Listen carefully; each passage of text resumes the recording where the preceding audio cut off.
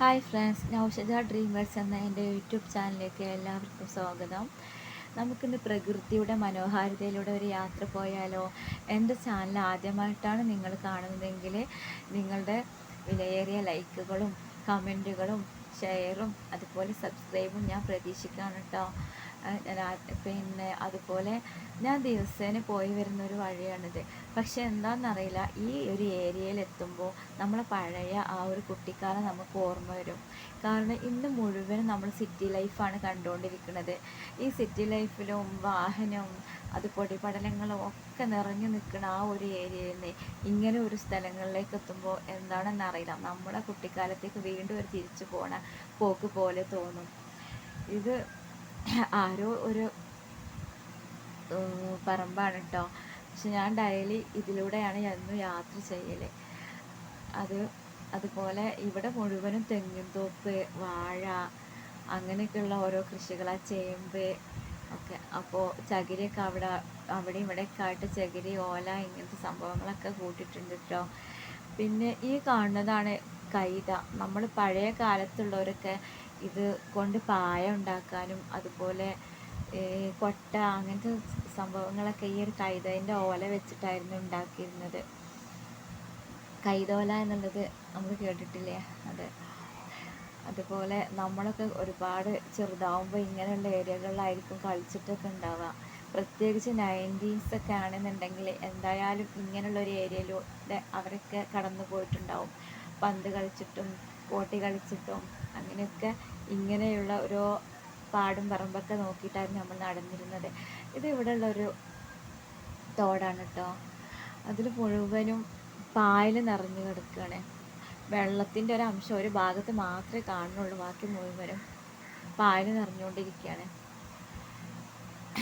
നല്ല വെളുത്ത മണലാണ്. അതാണ് എനിക്ക് ഏറെ ആകർഷിച്ചുള്ള ഒരു കാര്യം.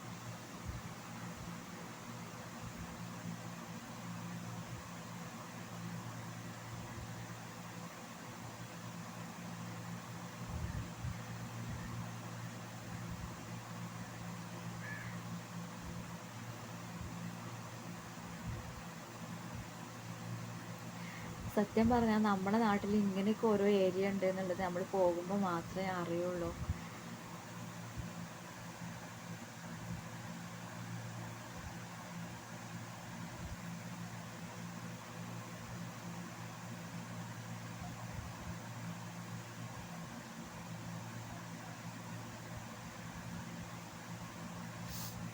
ഇവിടെ അധികവും മുഴുവനും തെങ്ങ് തന്നെയാണ് കേട്ടോ.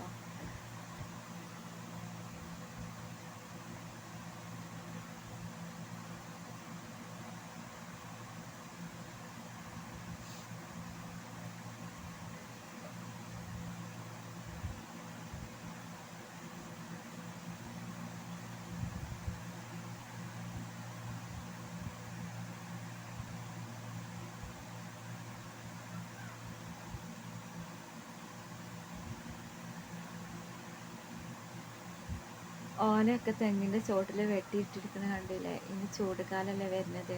അപ്പോൾ അതിന് നമ്മൾ വെള്ളം ഒഴിച്ച് കൊടുക്കുമ്പോൾ തെങ്ങിനൊരു തണൽ കിട്ടാൻ വേണ്ടിയിട്ട് ആണ് നമ്മൾ അധികം ഓല വെട്ടിയിടുന്നത്.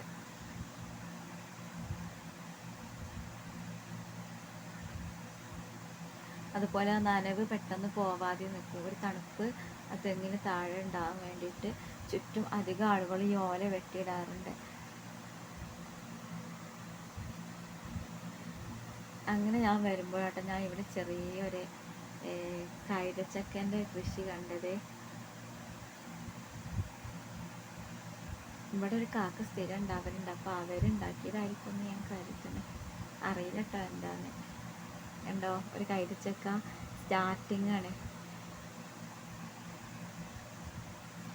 അപ്പോൾ എല്ലാവരും എൻ്റെ ചാനൽ സബ്സ്ക്രൈബ് ചെയ്യട്ടോ, ആരും മറക്കരുത്.